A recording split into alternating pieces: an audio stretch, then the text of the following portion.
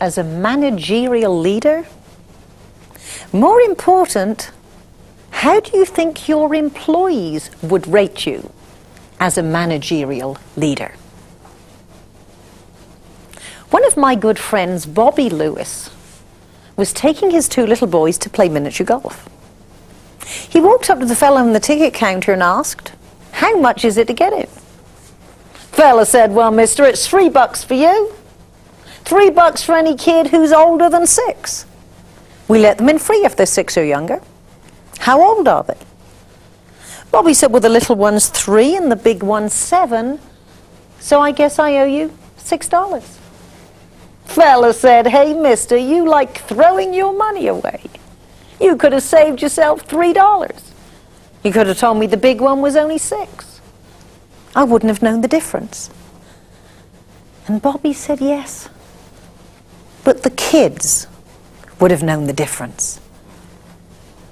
Now you might be wondering, what does this have to do with effective managerial leadership? The analogy is simply this. The effective managerial leader's actions speak louder than their words. What is effective managerial leadership? I think General Eisenhower said it best when he said leadership is the ability to decide what has to be done and then get people to want to do it. And isn't that exactly what we have to do every day in our business lives? Some of the best leaders that I have observed start by setting a strong foundation, a philosophy that is simple, specific, and easy to remember. For example, when I first went to work, I was guided by my father, who was a very successful entrepreneur in the real estate business in England. He always said to me, "Don't concentrate on making a lot of money, but rather concentrate on becoming the type of person people want to do business with. Then you most likely will make a lot of money." At one point, I owned and managed a high-end hairstyling salon. And I trained my employees that our philosophy was, it's more than a haircut at Miss Fripp's. It is a motivational experience. You could shake them in the middle of the night. "What do you stand for?" "Oh, it's more than a haircut at Miss Fripp's." They knew their job was not done if people didn't go out feeling better as well as looking better. Many of you have heard of Neiman Marcus, one of the world's most successful retail organizations.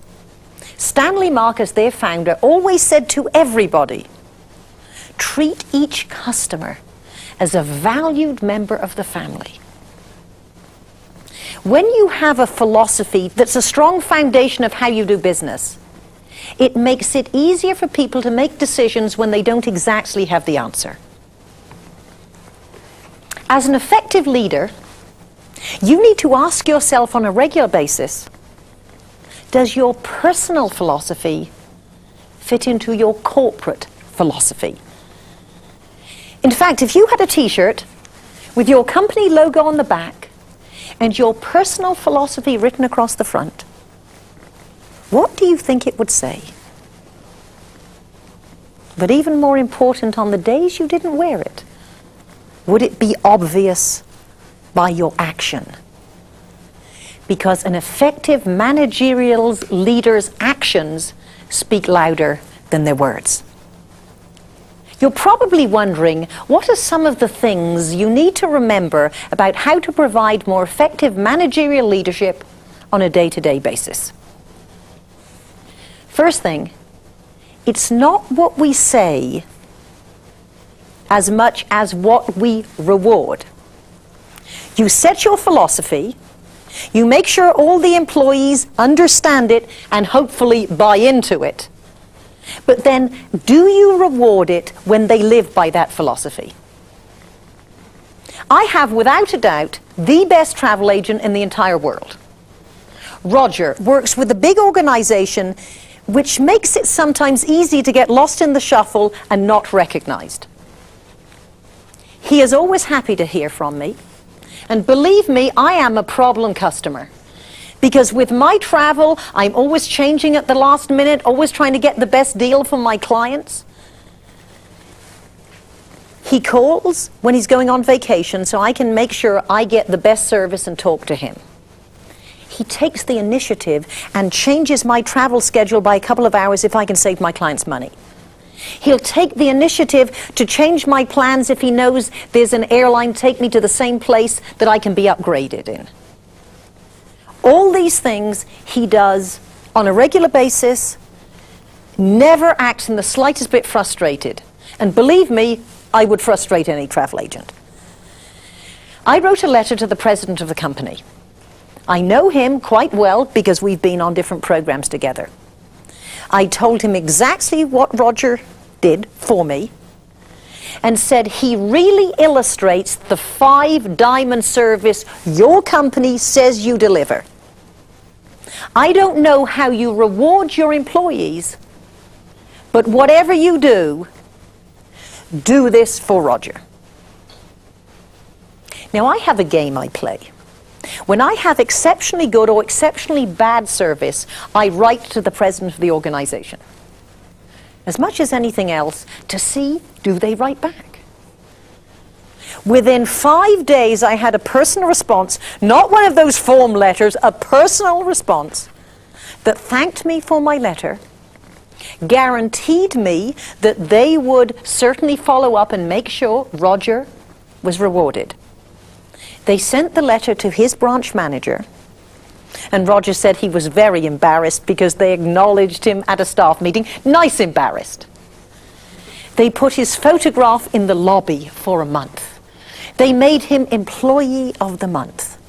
They gave him a gourmet lunch at a very expensive restaurant every day for a week. They gave him gifts. What they did was reinforce the behavior that they wanted in everybody.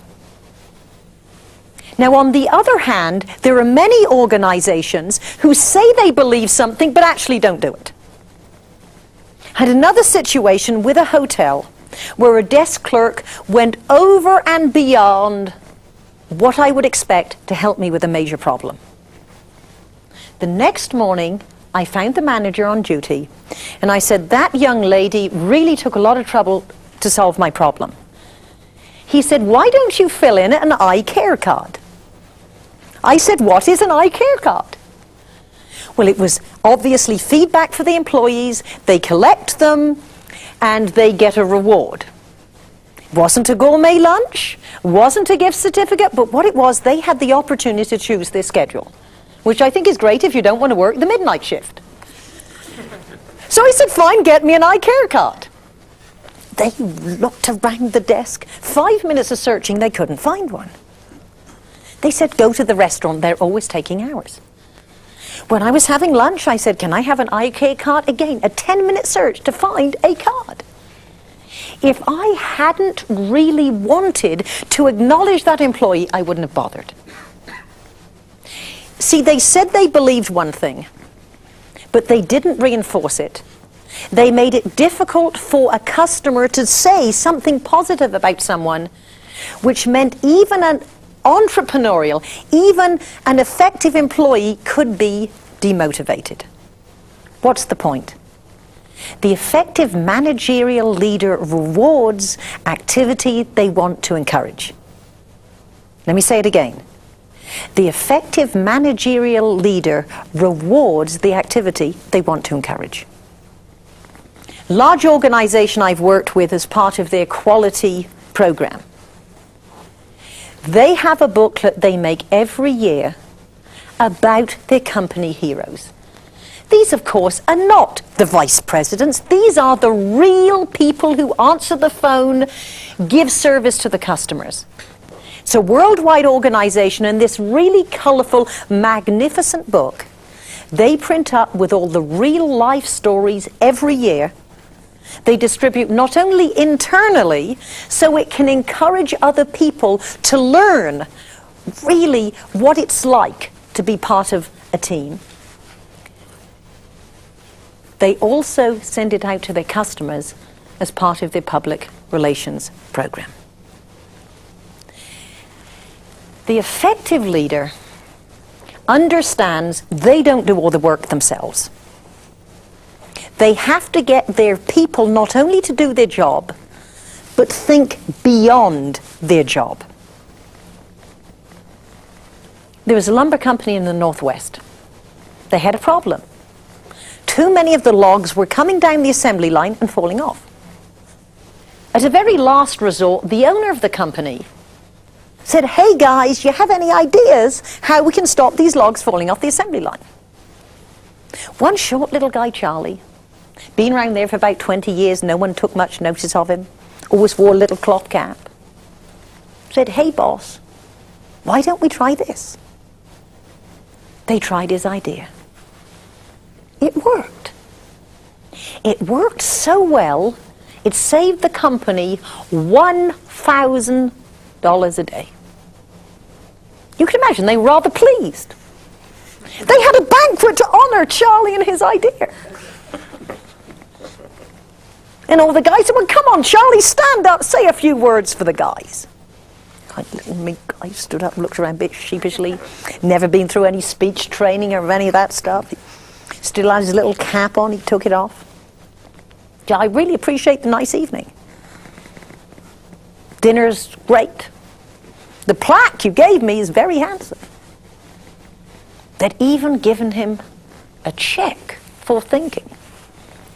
That probably impressed him more than the plaque. And he said, "Well, the missus, she sure enjoyed dressing up and coming out as well. But I don't know why you're making such a big fuss. I thought about the idea 5 years ago.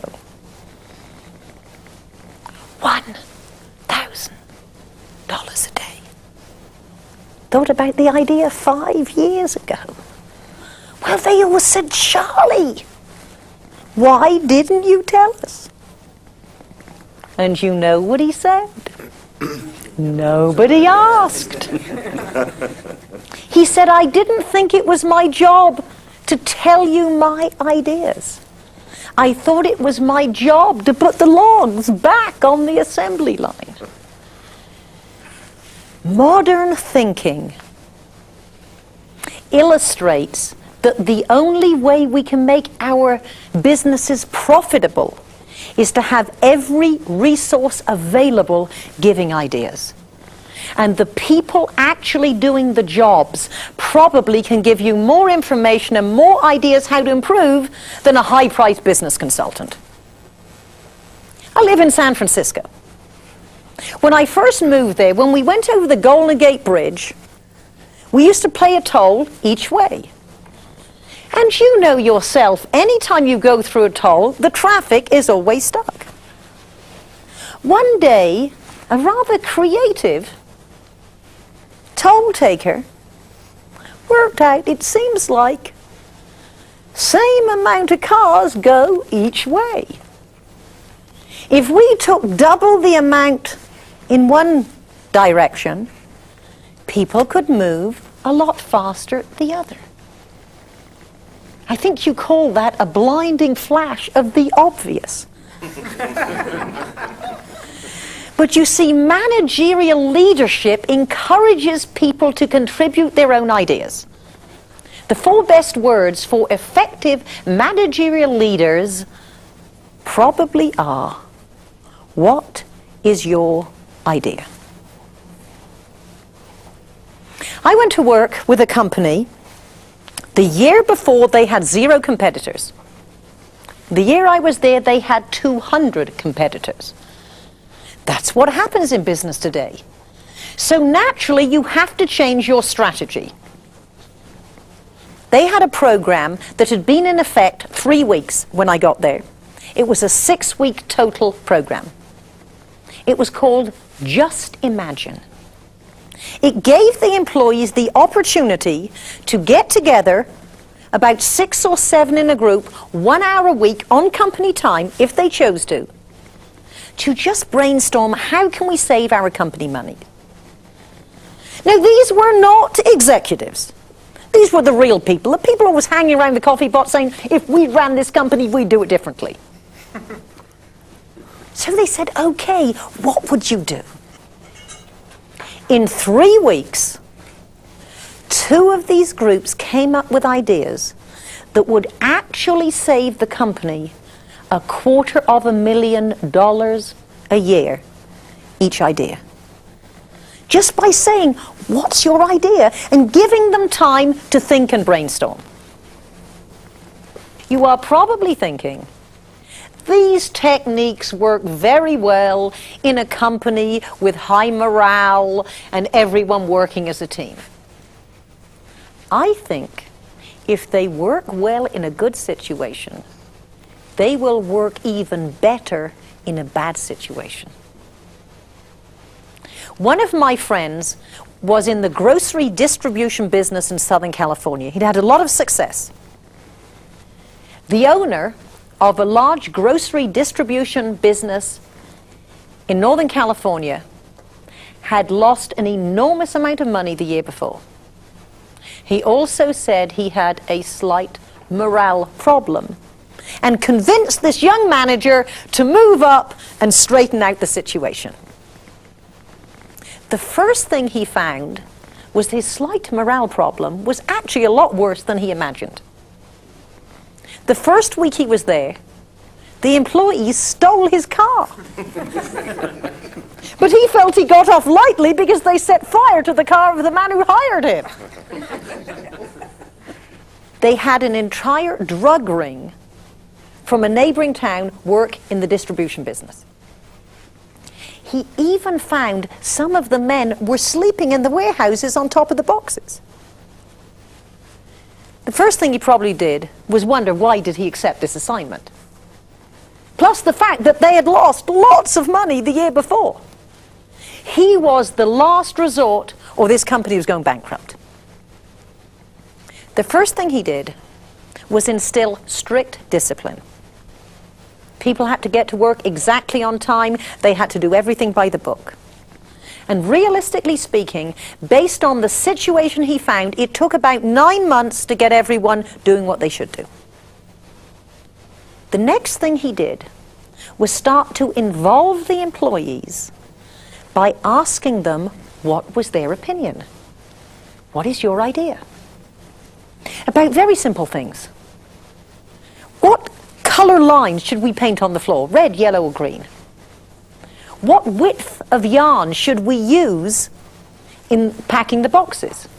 Simple things, but an interesting thing happened. The men whose opinions were being asked, for the first time ever, became slightly more company-minded. Then the people whose opinions were not being asked were thinking, why not me? And started getting a little more company-minded. Then he started going to a higher level. What sort of equipment should we use? He bought 2 machines that lifted the boxes into trucks. The men said they don't work well enough. He said, find me equipment that will work and I'll buy it. 2 men on their own time drove 500 miles to look at a factory, to look at equipment they thought would be better, and at their recommendation the manager bought it. These people created history in the grocery distribution industry, records that still stand today. Things like delivering at night and delivering by appointment. Many of the things they decided on actually went against their union contracts. But because the men were part of the decision-making process, they helped renegotiate the union contracts. So you can say these things work when everyone's getting on well. But in this illustration, it took time. But at the end of the first year, they showed a slight profit. At the end of 3 years, they had paid off the deficit and they were making an incredible profit. But more important than that, They had a loyal, committed workforce that was creating history in their industry. I met people who had worked for their manager years after. They were still talking about him and his ideas.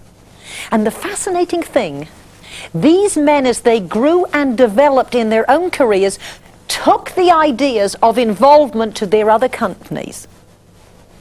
So you understand, one effective managerial leader not only made a difference in that company, in the careers of those men, but in companies they went to in the future.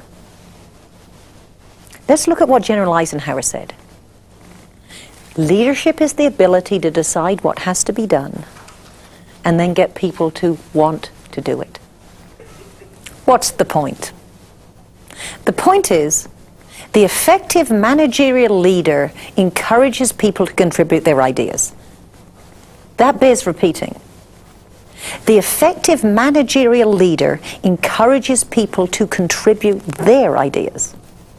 Another of my clients came up with a dumb rules contest because they knew it had to be fun. Now, we work in large and small organizations with rules and bureaucracy that doesn't always make sense. So they made it a game.